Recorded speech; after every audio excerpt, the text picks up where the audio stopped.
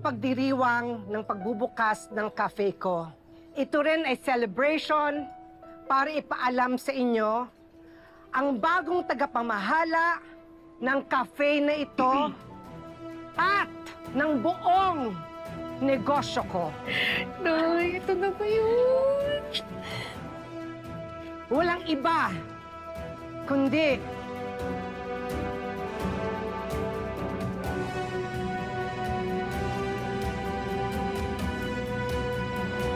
si Tyrone!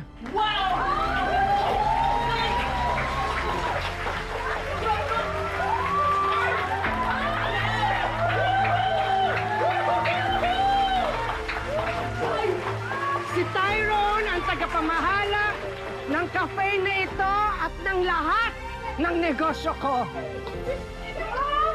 Congratulations, Tyrone. You deserve this. Maraming salamat po sa pagtitiwala. Pangako ko po, gagawin ko ang lahat. Hindi ko po kayo ipapahiya. Aba, dapat lang.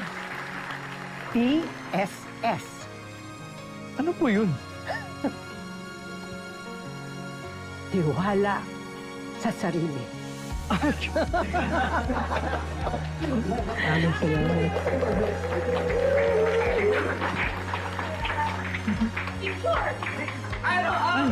Picture muna tayo! Okay lang? Paano? Dito na kami sa dance na to eh. Mag-selfie ka na lang mamaya. Okay, smile tayo. 1, 2, 3. 1, 2, 3. Ranch! Oh, yan, selfie na lang boss. Bagong boss. Congrats! Boss Tyrone! Boss Tyrone! Boss Tyrone! Boss Tyrone! Congrats ulit, anak, ha? Salamat po, Nay. Oh my gosh! Congratulations, come back! Salamat, ha. Uy, grabe ha. Dapat maambunan ako ng blessings mo. Dapat hindi mo ako makakalimutan. Oo naman. Kasi nanay. Kayo pa. Basta anak, huwag kang magbabago ha. Dapat mananatiling nakatungtong ang mga paa mo sa lupa kahit anong tagumpay pa yung marating mo, ha? Opo, Nay. Hindi ko nakakalimutan lahat ng sinabi niyo sa akin. Tsaka, oo nga pala. Tali, Nay, sorry po na tinago ko po sa inyo na pinaayos ni Madam Jacinta noon pa yung mga papeles tungkol sa mga negosyo at ari-arian niya.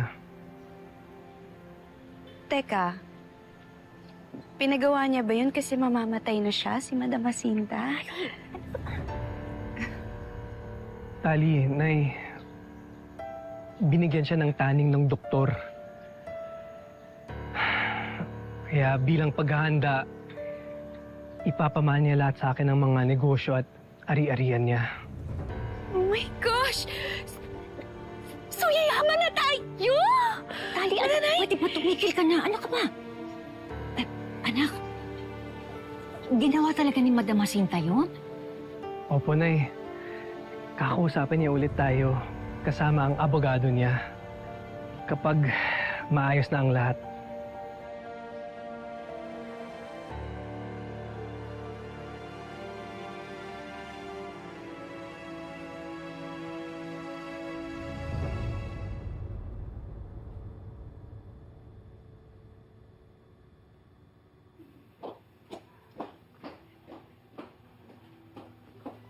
Alam mo, kanina pa ako naghihintay sa'yo, nagte-text ako sa'yo, hindi ka sumasagot. Bakit ngayon ka lang? Alam mo, huwag kang demanding. May importante kaming pinag-usapan, okay? Ano mas importante pa sa akin? Of course. Alam mo, hindi talaga ako nagsisi na si Nanay at si Tyrone yung pinili kong pamilya ko. Dahil hindi magtatagal, yayaman na kami. My God! Ginawa lang manager yung kapatid mo ng Flower Cafe, tas ganyan ka na makaasta? Alam mo, Melania, hindi lang yung Flower Cafe yung pinagkatiwala ni Madam Jacinta kay Tyrone. There's so much more. At alam mo ba, enough na yun para hindi ko naisipin yung future ko. Dahil yayaman na kami. Okay?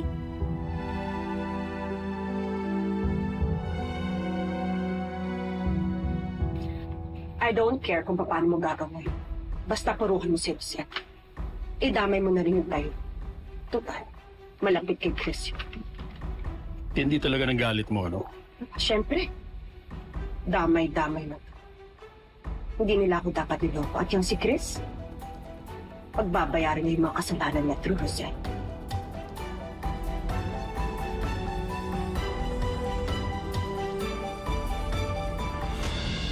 Pumunta si Tali dito kanina at kinonfirm nga niya yung kinakatakutan natin. Mapupunta na kay Tyrone lahat ng karapatan ng kayamanan ng ate mo. Kasal ako kay Rosel. Anak niya si Tyrone. Madali ko namang kamkamin ang lahat ng minana nila. Alam mo, tatagal pa yun eh. Bakit hindi pa tayo kumilos? Anong nang gusto mong gawin ko?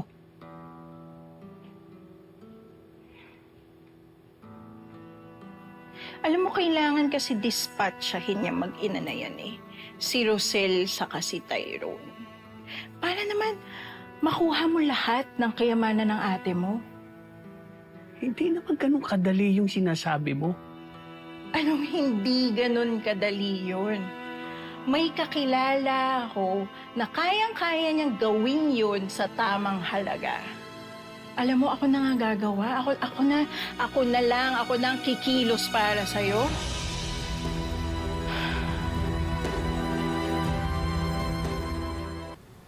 Oo naman, Nay. Kahit pa paano, alam ko naging close din kayo ni Belle. Alam mo kasi, bata pa lang si Belle.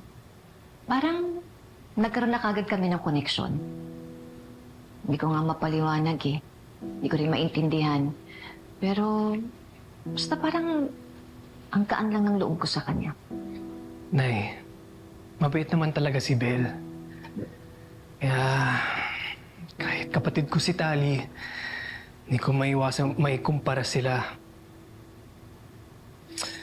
Kahit kailan kasi, napaka-insecure ni Tali. Kaya mo na yung kapatid mo. Naglalambing lang yun. Siguro gusto lang talaga niya maramdaman na mahalaga siya. Nay, hindi pa ba sapat lahat ng ginagawa niyo para sa kanya? Ba't ang selfish niya? Alam mo anak, iba-iba kasi ang tao. At pagdating naman sa emosyon, mahirap talagang pigilan yun. Kaya kung minsan, hayaan na lang natin siya, huwag na natin pansinin. Para sa ganun, magkaroon na rin ng katahimikan, di ba? Pero ikaw nagsasakripisyo. Kayo ni Belle. Ilipas din yun. Tsaka sigurado naman ako na hindi ako ganong malulungkot kasi nandiyan ka para pasayahin ako. Oo naman, Nay. Dito ako para sa'yo kahit kailan.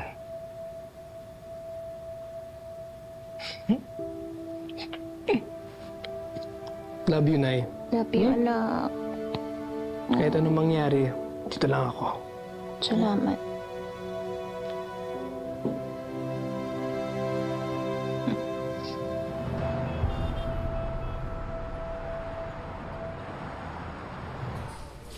I'm really glad nagbago isip po ninyo. Kaya akala ko dahil sa mga nangyari, hindi na manunumbalik yung business relationship natin. Naging maayos naman ang lahat. Ang sa akin lang naman, business is business pa rin. Actually, I'm very excited sa mga bagong project natin. At si Tyrone, actually namimiss ko yung batang yun eh. Gusto ko na siya makatrabaho uli. Dahil para mo na rin siyang anak, hindi ba? Hindi ko alam bakit magaan yung pakiramdam ko sa batang yun. Magaan yung loob ko. Hindi kaya ito yung tinatawag na lukso ng dugo? Lukso ng dugo? Bakit yun naman po nasabi yan?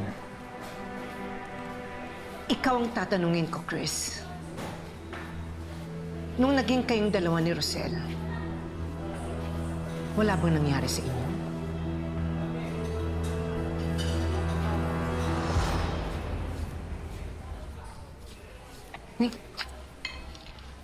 Shell? Alam mo, namimiss ko si Beth. Kakamiss siya, no? Kasi naman, no, ang bait-bait ng batang yun. Tapos, ang galang-galang pa, tsaka ang gaan kasama. Tapos, ang sarap tingnan ng mukha nung ganda. Naisip ko tuloy, eh. Kahit impaktita yung babaeng nagpalaki sa kanya, abal, lumaki ng tama yung bata. Palibasa, hindi niya kadugo. Di ba? Hindi niya kadugo yung biyang impaktita na yun. Sino kaya ang tunay na magulang ni Belle, no? Kawawa naman yung bata. Alam mo, kahit hindi niya aminin, nararamdaman ko yung paghahangad niya na malaman yung katotohanan. Alam niyo, Madam Jacinta, ginagalang ko po kayo. Pero it's none of your business. Aba, yung tanong ninyo, masyado ng personal yan. Masyadong personal? O ayaw mo lang harapin ng totoo? Nalilito po ako. Ano ba gusto niyong ipunto? Chris, mahal ko si Tyrone. Para ko na siyang anak. At nararamdaman ko na nangungulila siya sa kanyang ama. Tinanong ko si Rosel kung sino ang tatay ni Tyrone. Pero ayaw niya magsalita. Hanggang ngayon, pinagkakait niya sa bata yung totoo. Sa totoo lang, masarap sanang tulungan niyan si Belle. Ang problema, yung anak mo. Oh, isa pa yon, isa pa yung anak mong maldita. Eh, hindi mo naman tunay na anak, pero napakasilosa. Adela, ano ka ba? Ipipit mo baka mamaya may makarinig sa'yo dito. Eh, bakit ba? Yun naman ang totoo ah.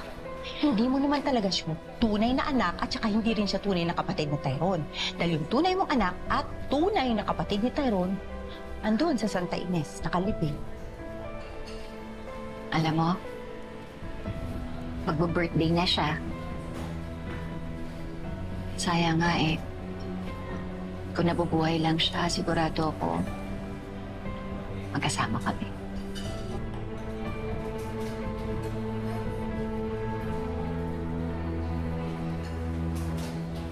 Kung iniisip po ninyo na ako yung ama ni Tyrone, eh nagkakamali po kayo. Imposible yun. Bakit? Paano kung kunin kayong bata? Sir? Kumadrona ka, di ba? Umuwi ka ng probinsya. Alagaan mo si Rosel hanggang makapanganak siya. At pagkatapos nun, kumbinsihin mo siya na ibigay sa akin ang anak namin. Basta alam ko. Dahil isa lang ang anak ko, si Belle.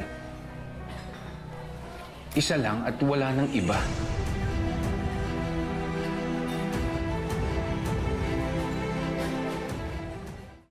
Naku, salamat naman at ikaw pinadala ni Madam Jacinta. Alam mo ba, Tyrone, ikaw talaga yung gusto kong kausap pagdating sa negosyo. Ay, ang bilis mo gumawa ng mga papeles, natatapos mo kaagad. Sir, pinaghandaan ko lang po para hindi po ako mapahiya sa inyo. Tsaka po, pambawi rin po sa nangyari po kay Belle. Naku, huwag nang alalahanin yun. Sa totoo lang, ako nga nahihiya eh. Nadamay ka pa, naatraso ka, nakulong ka pa. Kalimutan na po natin yun. Ang importante, okay na ulit tayo. Alam mo, very good ka talaga, Tyrone. Lalo na sa negosyo, ang galing-galing mo. Tiyak ako malayo mararating mo. Nga po akalain na mapupunta ako dito. Simple lang po ang pangarap ko noon. Gumagawa nga lang ako ng chime noon eh. Chime?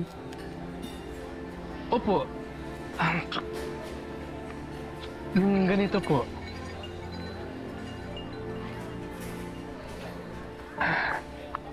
Ito nga pala ang ibibigay ko kay Belle para sa birthday niya. Kung okay lang po sa inyo, pakibigay na lang po sa kanya.